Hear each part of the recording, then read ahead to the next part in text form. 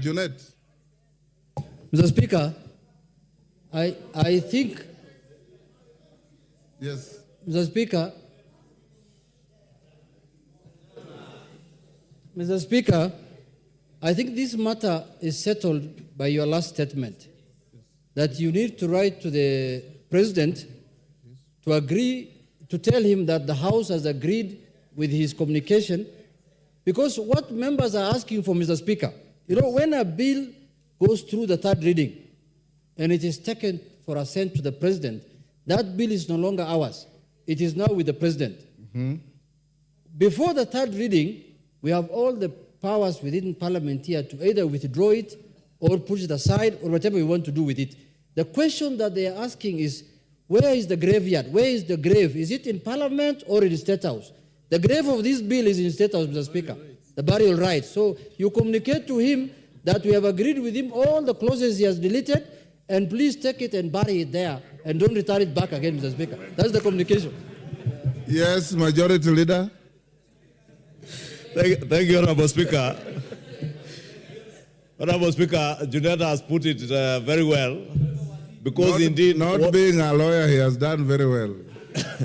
He's put it in layman's terms. Yes. That indeed what we are conducting now is the service, the Rukia Mass. After the Mass this afternoon, the final interment will be in State House, and the Speaker will convey a message to His Excellency the President that the House has agreed with him. But I also hear what the Honorable Karoli Omondi is saying.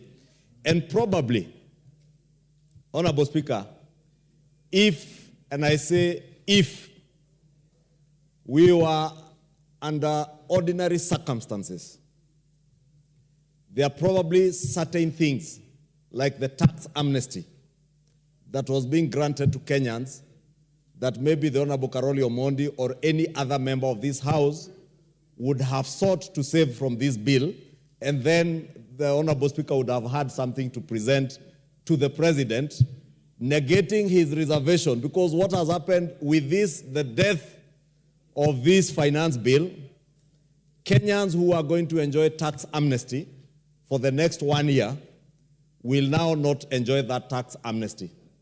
Kenyans, Honorable Speaker, who are also going to be exempted from ETIMS, our small-scale business people and farmers who are going to enjoy exemption from ETIMS, have now lost that opportunity with the death of this bill.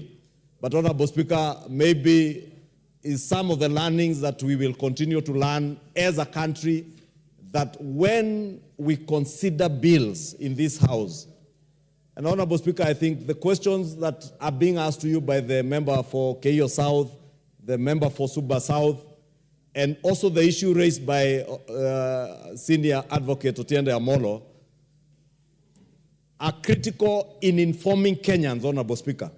Because you remember on the X space, Honorable Speaker, when the President declined to assent to this bill, on the X space, Honorable Speaker, Kenyans were being told, oh, forget about what is being done today. This bill will actually still become law at the lapse of 14 days. And it is good for Kenyans also, Honorable Speaker, and I'm saying this because to thank you for indulging those questions and even the issues raised by the Honorable Otiende Amolo through Honorable Millie, for Kenyans now to be informed that a bill can never become a law or an act of Parliament unless and until it is assented to by the President, or at the lapse of 14 days, if the President does not assent to it or send it but does not act, does not do anything. If this bill was sent to the President and he stayed with it for beyond 14 days from the time it is presented to him, then it became law.